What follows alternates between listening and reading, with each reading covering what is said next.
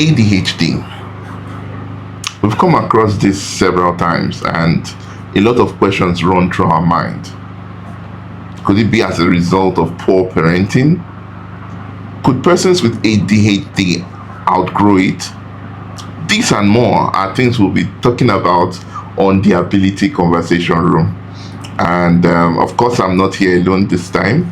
I'm here with my amazing wife, Wande Onyema, who happens to be a bilingual therapist, special needs therapist.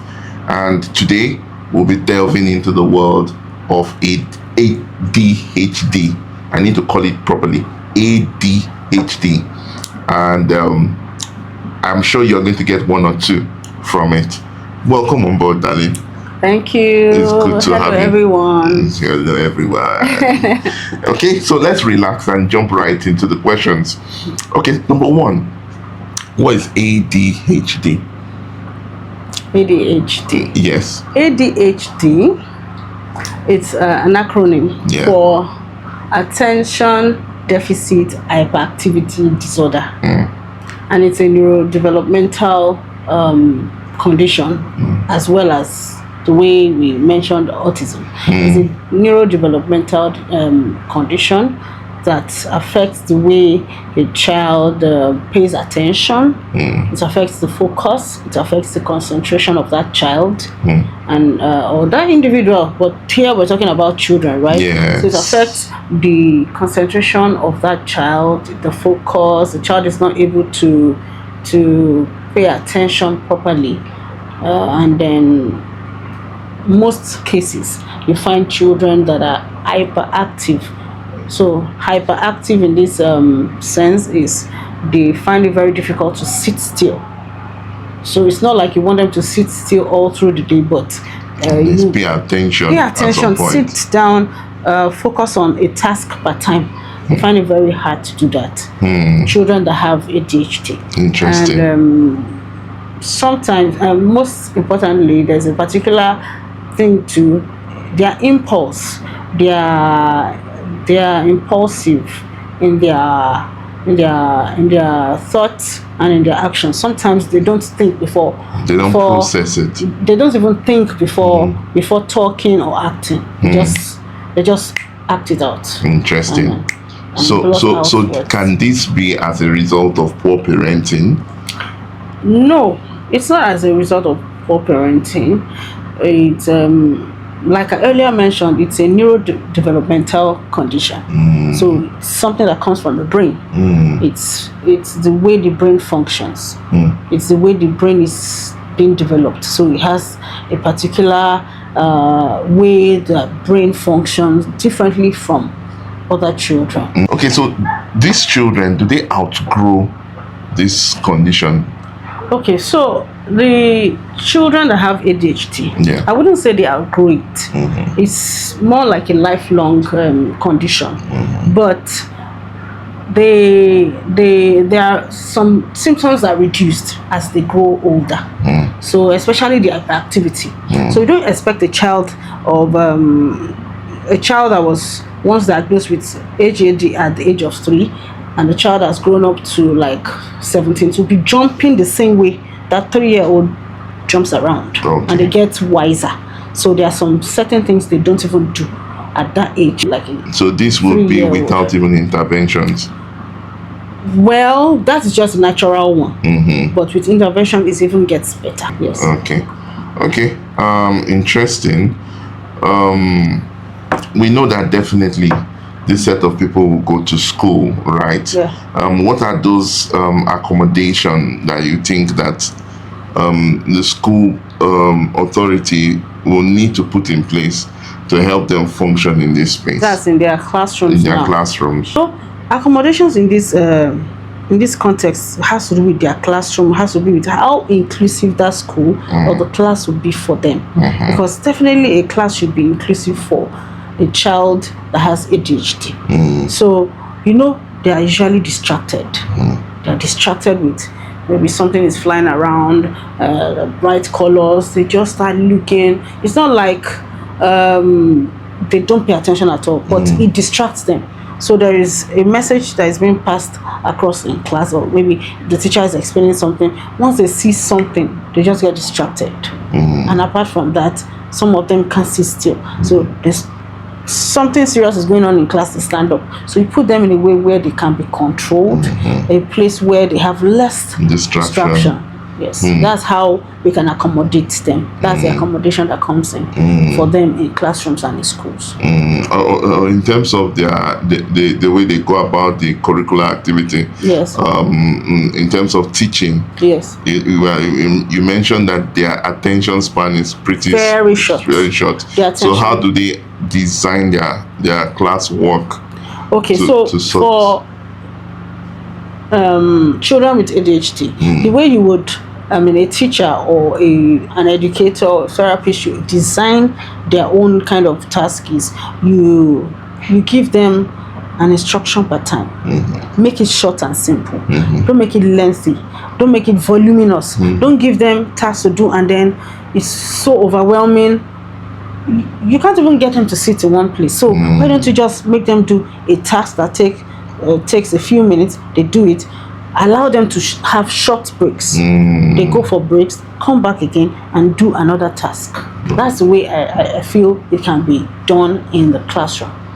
Okay. Yes. Okay. So this set of people still deal with the society. Yes. They still connect with the society. Yes. How do you think this ADHD can actually affect their self-esteem? Yes, it can in a lot of ways, because you find their peers and even some other adults that don't understand the situation or the condition of that child, calling a child stubborn, or calling a child difficult, or this child is badly behaved or ill-mannered. Do you know, words like that have a way of getting to them and then making them to have low self-esteem. Some of them lose their self-worth through those words, and somehow, the society is just labeling them, giving them these names, but they do not understand what exactly is going on with them. They just feel this particular child is stubborn. They use the word stubborn for them because, because of the way their energy is being displayed. They feel they are stubborn. Nice. So talking about this, that's another level of one of the things that we hope to deal with on this particular program, and that is stigmatization. Yes. This is a form of stigmatization in some form, labeling and all of that. But that being said, so now talking about the parents, how can they create structures? How can they create routines that could help these children function? We mentioned the classroom. Yes. Now at home, parents now. how can they create structures and routines? So once a parent has gotten a diagnosis that this child has ADHD and has introduced the child to learning, and then the child can actually hear and understand instruction, make the instructions for these children short and simple. Get planners or draw like a schedule, should I call that a schedule board, or a book that has the schedules, the plans. Write out their to-do, like a to-do list for them. This is what we do when we wake up at noon and the afternoon, that especially when they are home. Let's say weekends in the morning, this is what you do by so time, and the child sees this schedule all the time, like it's in the room or it's somewhere the child can see it. They can do something like that to help their routine. And then when the child sees this and does it over time, the child doesn't even need the planner again to follow through. The child just does it without being with told. less support. Yes. That's another way of creating independence too For that particular for the child. Yes. Okay, so another thing at home, how when we grew up, our parents, in a bit of trying to correct and to put us straight, some parents, not said some words with this particular kind of children. What are those words, or what are those things that parents shouldn't say or do? So I would advise that parents shouldn't use negative words on these children. They shouldn't use negative words, borrowing from the ones I mentioned earlier, that the society labels these children stubborn. Okay, so a society or somebody in the environment is calling their child with ADHD stubborn, and they also adapt that name and start calling their child stubborn. How do they expect change to happen for that child? So I believe they should understand the basics. Okay, this is where this behavior is coming from. Oh, this is as a result of the ADHD that this child is experiencing. So you cannot call that child stubborn or call the child difficult.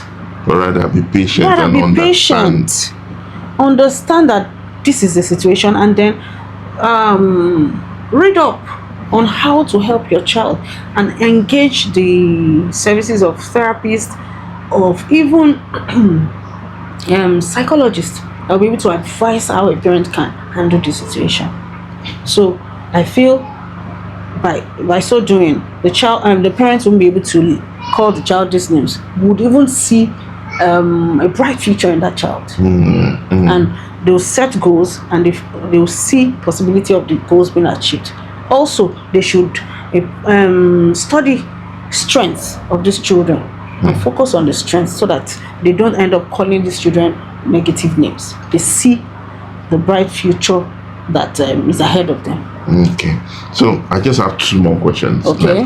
I would just like to ask, do you have any DIYs that you could give to parents in helping their children to focus?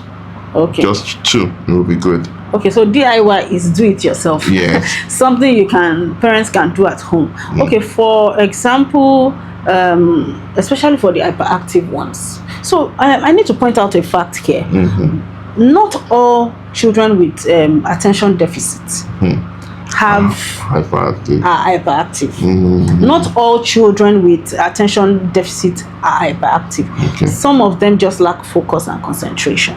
So the DIY or the support they can give to that child that has just concentration issues is to get them puzzles. Get them puzzles, especially the ones that would engage that child's mind. So there are some puzzles there are some coloring books. Let's start from that step, from the very beginning. For young ones now, like toddlers, there are some coloring books that would mean that they will use a code. There's one that shows that red should be there. There's another one, part of the drawing, that shows that it should be blue, that should be colored in that place. There's another part of the picture or drawing that will show that yellow. So you are already allowing the child to do critical thinking. The child is picking the color and putting the right color in the space provided, and with following the right instruction, even as a child. And then another thing is, for those that are hyperactive, the support or DIY a parent should do is for calming them, especially if it's not because you want them to do it task, you just want them to calm down. You can wrap them, just like we earlier mentioned in the for autism, for children with autism.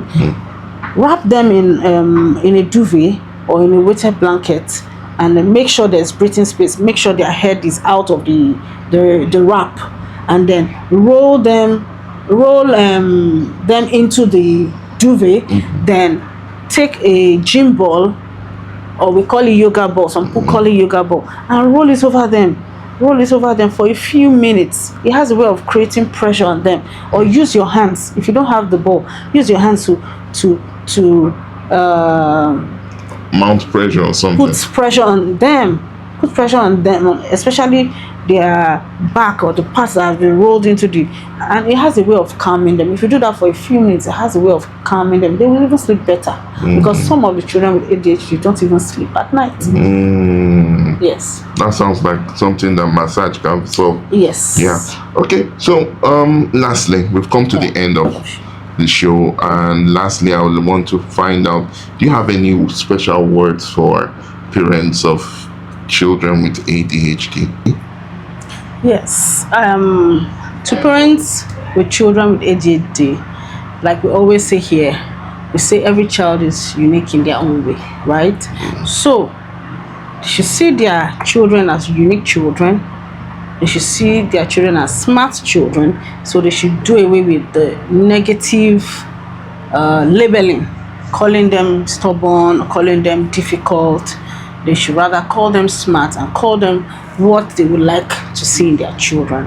And also they should focus on their strengths, help them discover their strengths and build on the strengths, and see their children as just being different rather than what the society has labeled them. You should see that these children are just different and their brains are wired differently. So another thing is so these are like tips now that they can use to like help them. So to help them with focus, they could break down the task into bits. They could help them to take away things that can distract them anytime they want them to do things, and also help them to praise them and reward them when they do the right thing. So I think that's all I have to say. Okay then, thank you for that. And that brings us to the end of today's show. Remember to implement all that you've learned in this particular episode, and always be the positive vibe that your children needs. Till next week, please do well to like, share, comment and subscribe. Do have a wonderful week. Bye. Bye.